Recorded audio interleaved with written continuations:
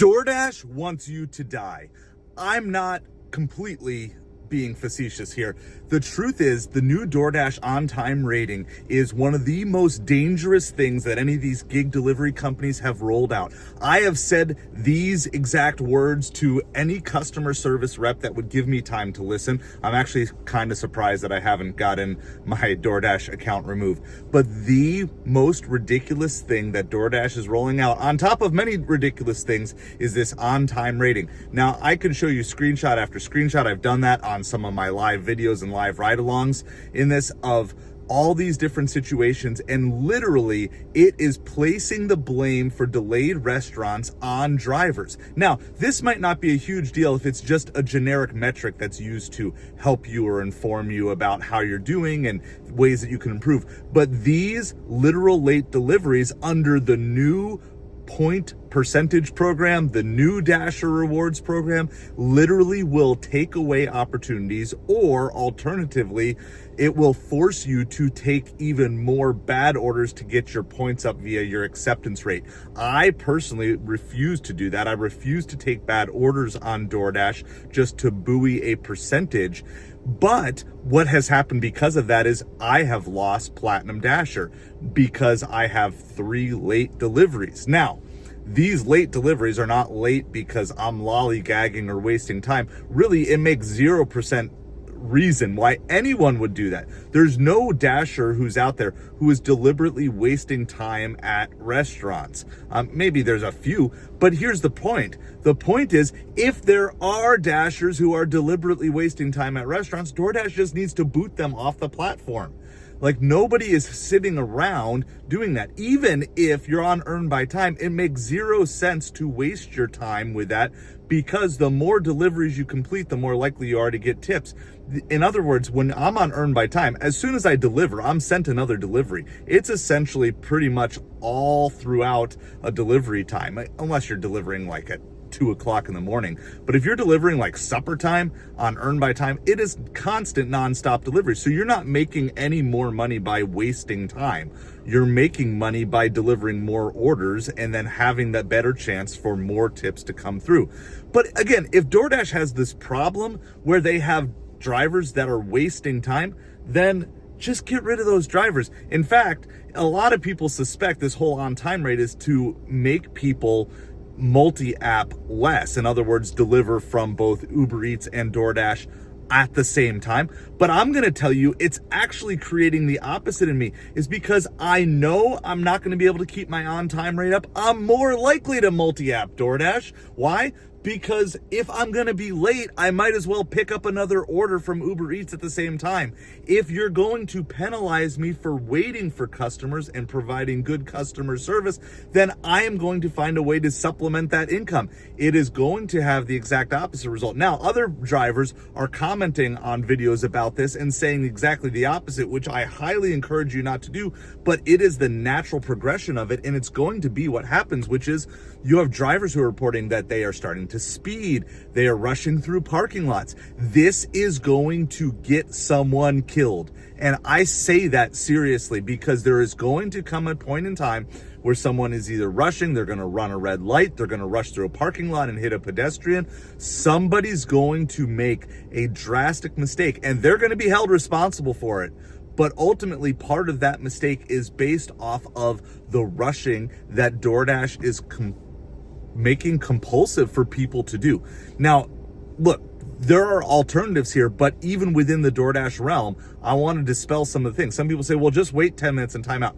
Here's the thing. First of all, that's not financially always a good decision. If I have a $30 order and I have to wait 20 minutes for it, I don't mind waiting 20 minutes. I'm going to take the late delivery as opposed to giving up the money. The whole point is to deliver orders to make money. That's why we're doing this. I mean, if you're doing this as a charity thing, I guess, to go do your thing, but that's not why we're doing this. We're doing this to make money. So why would I cancel an order that's $30 or $20 plus, and it could be worth who knows how much? I mean, I've had deliveries that have been $60, $70, $80 with that plus. You don't know what it's going to be. So I'm not going to give up on my opportunity to earn just because a restaurant is delayed.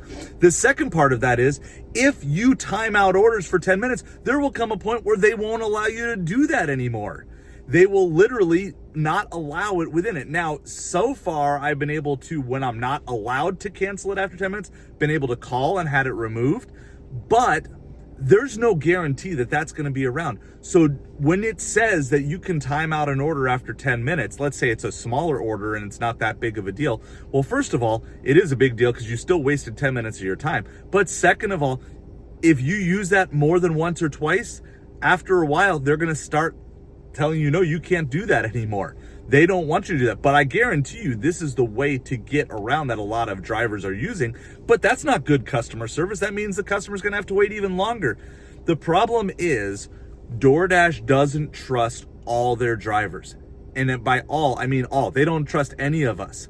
And as opposed to saying, look, you individually as a driver have been consistently 5 to 10 minutes late for every delivery, they've decided to go with a blanket policy. And this is what's hurting everybody. And I can see actively the percentage of tips, the percentage amount that people are tipping is coming down. Why? Because they're getting worse customer service from drivers, but it's because of DoorDash's policies.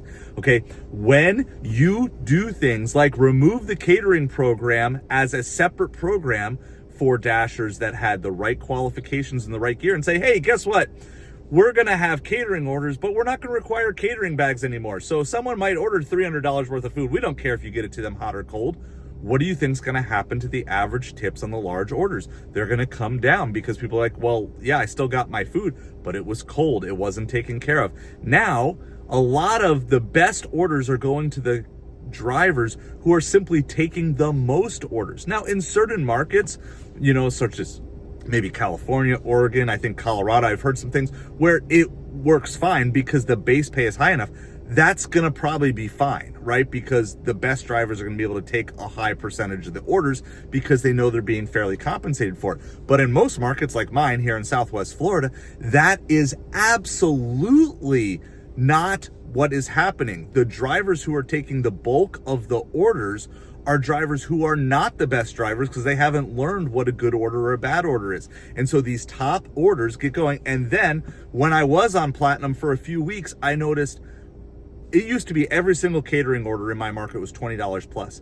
I would have times where I would decline 4 or 5 catering orders in a row because they were low tip or no tip orders. In fact, there were plenty of orders that I got for like 2 pizzas that had a better tip on them than catering orders that were $100 plus orders. Why? Because DoorDash has ruined the customer experience for their best customers by getting rid of the large catering order program, by now making customers wait longer, because the larger your order is, the more likely someone's going to have to wait longer, more likely the restaurant's not going to be ready. But DoorDash is now penalizing the drivers for waiting and providing good customer service. Basically, everything I thought that the DoorDash platform was founded upon when I started almost 3 years ago has been completely eroded away. And DoorDash is caring solely about efficiency of getting orders there. Now, here's the thing. They'll say, well, officially some of these things don't really matter, but they do matter. Do not believe them one bit. If it's a metric that they are tracking and telling you about, guaranteed it matters. Under the new Dasher Rewards program, it does matter because every late delivery will cost you a percentage point. I mean, it could be to the point where you could have 100% acceptance rate, 100% customer satisfaction, 100% on, I don't know, whatever the other metrics are that they decide. You'd be perfect on all those, and you still might not be platinum if you can't figure out how to keep things on time. And like I said, they're not making it easy for you to keep. Every once in a while, a box pops up like, hey, we won't count this one against you. But then the next time you're late and a lot of times the box will pop up when I'm like waiting 1 or 2 minutes. Like, I don't need it now. I can make up that time with the drive. But a lot of other times I'm sitting there for 10 or 15 minutes. No box pops up, no forgiveness for late. Why? Why are we late? Okay, I'm going to tell you the main reasons that you're late. Number 1 reason is the restaurant is delayed. The number 2 reason is going to be there's some sort of traffic or GPS issue with DoorDash. And for example, down here in Southwest Florida, we have a lot of gates, right? Gate code gates that you have to get into. But if you don't know and if the DoorDash app thinks that you can go to this gate on this road, they might not realize that no, you can't go in that gate. A gate you actually have to go into might be on another road 2.5 miles away. And so DoorDash's time is based off of, like, basically, if you could just drive through this gate. Well, you can't. DoorDash's GPS is bad. It's really bad, but it's now causing late deliveries because it gives bad estimates, okay? Or there could be just traffic delays on the road and different things. And so now you're not just picking, is this a good order based on dollars per mile? You have to look at, is this restaurant a timely restaurant? Is this a gated community? And is the actual location of the gated community correct in the app? Or do you have to go around somewhere else? So the third reason is almost always going to be one of these three reasons, okay? Third reason is a delay in dropping off to the customer. So you could arrive to the customer on time and it's a meet the customer order, and you ring the doorbell because you need a pin or you need something else like that. And by the time the customer actually comes to the door, now it's a late delivery, even though you arrived on time. There are only 3 timing metrics that I think should even be considered, which is 1, when do you arrive at the restaurant? That's number 1.